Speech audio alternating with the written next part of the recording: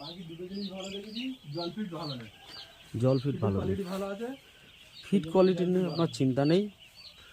গোদরেজের fit আছে মানে fit quality নিয়ে কোনো চিন্তা হবে না।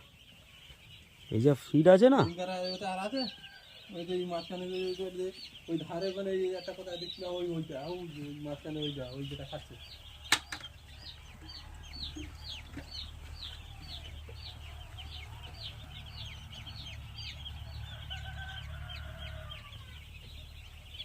আমার ম্যানেজমেন্টের দিক, আমার কাজ বলে যাবে, আর আমি তোমার কাজ আমি লাস্টে বুঝবো, কিন্তু দুজনে বুঝে নেবো। কিন্তু